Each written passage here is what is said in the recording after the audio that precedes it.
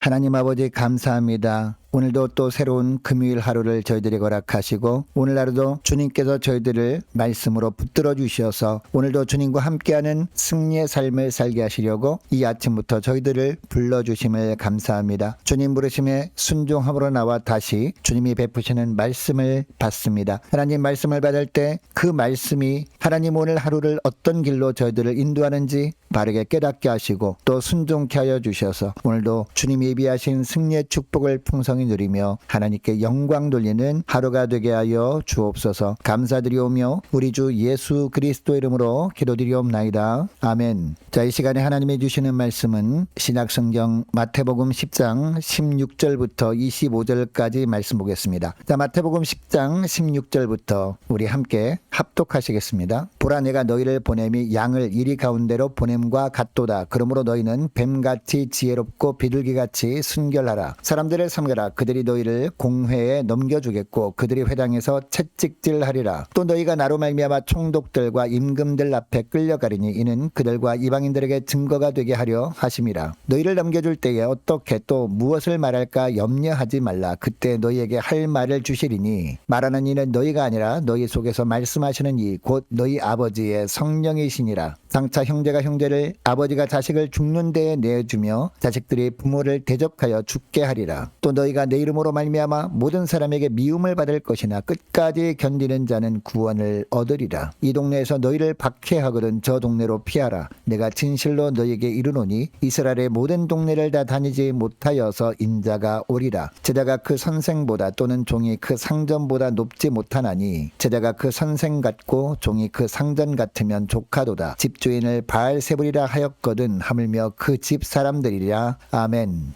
여러분 구약에 보면 이스라엘 백성들이 애굽에서 나온 후에 40년 동안 광야에서 살게 됩니다. 하나님의 말씀을 따른 결과가 태평성대가 아니었습니다. 고난의 광야였습니다. 그러나 그 광야는 하나님께서 구름 기둥과 불 기둥으로 인도하시는 장소였습니다. 자, 여러분 오늘날도 마찬가지예요. 우리는 보통 예수님의 인도 따라 살면 내가 원하는 것이 다 이루어지는 축복이 펼쳐질 거라고 생각을 합니다. 그러나 주님은 말씀하십니다. 주님이 인도를 따르는 삶은 좁은 길이라는 겁니다. 그러나 그 길은 주님이 돌보심이 있는 고난의 길이라는 것임을 주님은 말씀하십니다. 자, 오늘 보면 16절 말씀을 보니까 예수님의 명령에 순종하여 복음을 전하러 가는 제자들에게 말씀하십니다. 제자들을 보내는 것이 양을 이리 가운데로 보내는 것 같다라는 겁니다. 여러분 여기서 양은요 제자들을 말합니다. 반면에 이리는요 세상에서 하나님을 대적하는 무리들을 말합니다. 평소에는 아무런 이상이 없는 것처럼 합니다. 그러나 제자들이 하나님 나라의 복음을 선포하기 시작하면 그들은 본색을 드러냅니다. 자 17절 18절 말씀을 보면요 그들은 복음을 전하는 제자들을 공에 넘겨줄 것이라고 합니다. 그리고 회당에서 채찍질을 할 것이라고 합니다. 심지어 하나님 나라 복음의 주인이신 예수님으로 말미암아 총독들 앞에 세상의 왕들 앞에 끌고 갈 것이다 라고 까지 합니다. 여러분 오늘날도 마찬가지입니다. 우리가 세상과 적당히 섞여서 살면 사단은 우리를 건드리지 않습니다. 자기 편이기 때문이죠. 그러나 우리가 세상적인 가치관을 버리고 하나님 나라 가치관을 가지고 예수님의 말씀을 따르는 삶을 살면 마귀는 우리를 가만두지 않습니다. 세상에서 사용할 수 있는 갖은 방법을 다 동원해서 우리를 괴롭힙니다. 굶주린 이리떼가 양을 공격하는 것처럼 득달같이 달려들어서 예수님을 따르는 생명의 길을 우리가 가지 못하게 하려고 합니다. 정치적으로 박해받는 나라에서는요 공동체에 넘겨버립니다. 그리고 그곳에서 채찍질을 당하게 합니다. 그래도 신앙을 포기하지 않으면 통치자 앞으로 끌고 가서 통치자 앞에 무릎을 꿇게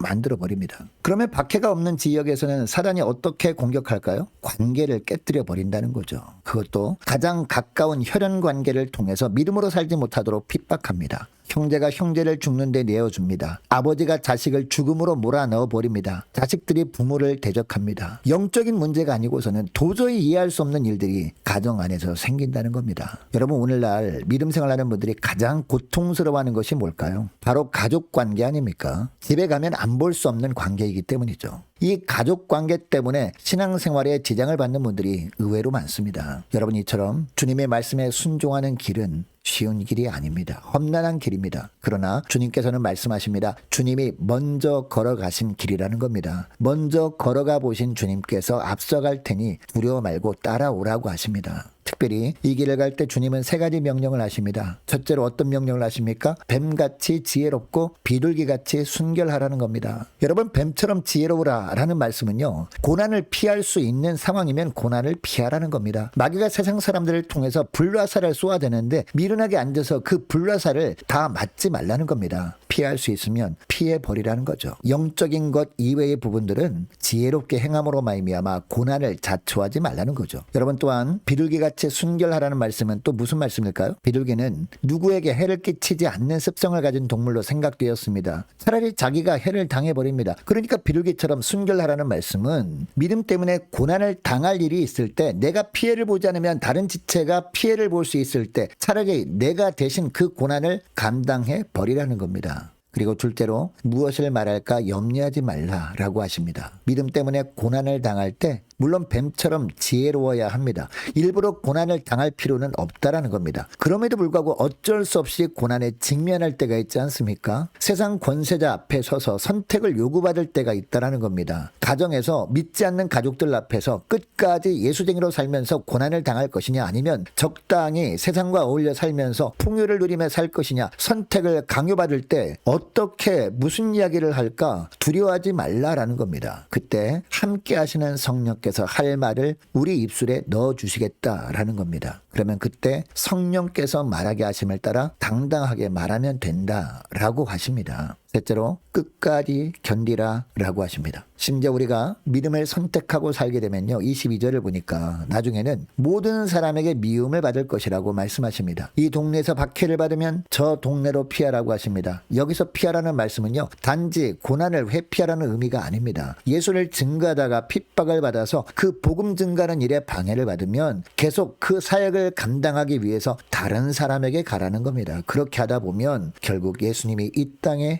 다시 오신다라는 것이죠. 여러분, 예수님은 이 땅에 계시는 동안 죄인의 괴수 취급을 받고 십자가에 달리셨습니다. 그렇다면 예수님을 따르는 제자들도 삶 가운데 그런 비슷한 고난을 당하는 것 당연하다는 겁니다. 제자가 그 선생 같고 종이 그 상전 같으면 족하도다라고 말씀하십니다. 여러분, 예수님이 이 땅에 다시 오십니다. 그때까지 예수님을 닮은 작은 예수로 살면서 재림하실 예수님만을 기다리는, 간절히 기다리는 저와 여러분 되시기를 주의 이름으로 축복합니다. 자, 이것을 기억하고 오늘 기도할 때 이렇게 기도했으면 좋겠습니다. 하나님, 믿음 때문에 고난당할 때 뱀같이 지혜롭고 비둘기같이 순결하게 하옵소서. 성령이 말하게 하심 따라 말하게 될 것을 기억하고 누구 앞에서나 영적인 부분만큼은 단호하고 당당하게 하옵소서. 끝까지 이런 믿음의 삶을 살아가는 복된 하루가 되게 달라고 간절히 기도하기를 원합니다. 자, 오늘 금요일입니다. 금요 심야 기도회 위해서 함께 기도하기를 원합니다. 오늘 주일 예배를 위해서 우리 함께 기도하기를 원하고요. 유초등부, 중고등부, 청년부를 위해서 각 구역과 남녀 전도회를 위해서 함께 기도하기를 원하고 많은 환우들을 위해서 기도해 주시기 바랍니다. 특별히 우리 김세신 장로님 어머님을 위해서 함께 기도하기를 원하고